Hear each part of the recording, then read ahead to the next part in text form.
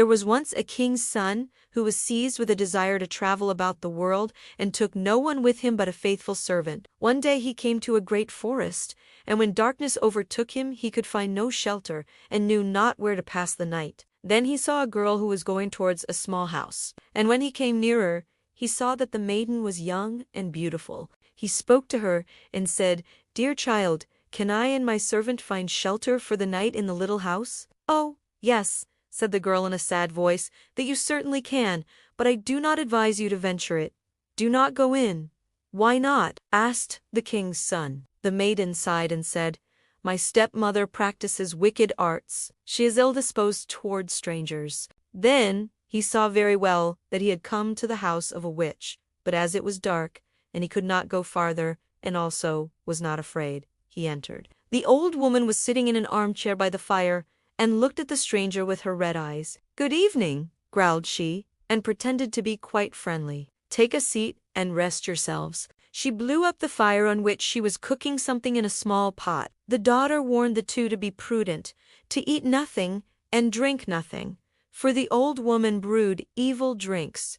They slept quietly until early morning. When they were making ready for their departure, and the king's son was already seated on his horse, the old woman said, "Stop a moment, I will first hand you a parting draught." Whilst she fetched it, the king's son rode away, and the servant who had to buckle his saddle tight was the only one present when the wicked witch came with the drink. "Take that to your master," said she. But at that instant the glass broke and the poison spurted on the horse, and it was so strong that the animal immediately fell down dead. The servant ran after his master and told him what had happened, but would not leave his saddle behind him and ran back to fetch it. When, however, he came to the dead horse, a raven was already sitting on it, devouring it. "Who knows whether we shall find anything better today?"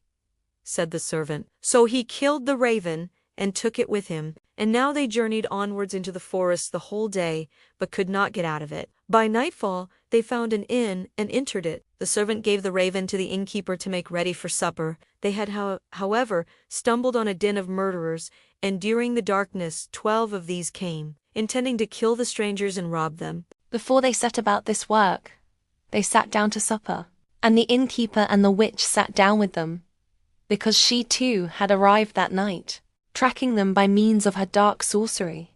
And together they ate a dish of soup in which was cut up the flesh of the raven. Hardly, however, had they swallowed a couple of mouthfuls, before they all fell down dead, for the raven had communicated to them the poison from the horseflesh. There was no one else left in the house but the innkeeper's daughter, who was honest and had taken no part in their godless deeds. She opened all doors to the stranger and showed him the heaped-up treasures, but the king's son said she might keep everything, he would have none of it, and rode onwards with his servant. After they had traveled about for a long time, they came to a town in which was a beautiful but proud princess. She had caused it to be proclaimed that whosoever should set her a riddle which she could not guess, that man should be her husband. But if she guessed it, his head must be cut off. She had 3 days to guess it in, but was so clever that she always found the answer to the riddle given her before the appointed time. 9 suitors had already perished in this manner, when the king's son arrived, and blinded by her great beauty, was willing to stake his life for it. Then he went to her and laid his riddle before her.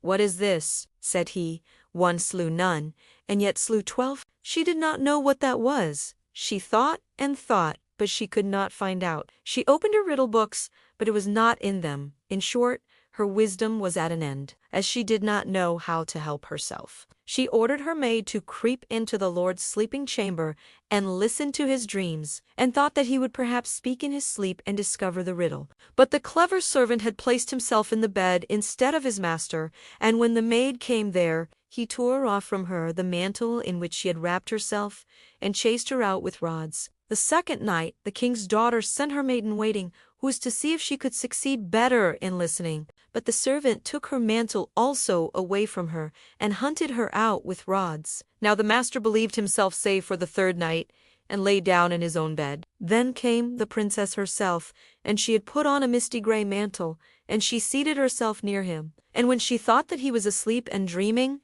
she spoke to him. Then she asked, "One slew none? What is that?" He replied, "A raven, which ate of a dead and poisoned horse, and died of it." She inquired further, and yet slew 12. What is that? He answered, that means 12 murderers who ate the raven and died of it. When she knew the answer to the riddle, she wanted to steal away, but he held her mantle so fast that she was forced to leave it behind her. Next morning, the king's daughter announced that she had guessed the riddle, but the youth said, "She stole into my room." The judges said, "Bring us a proof."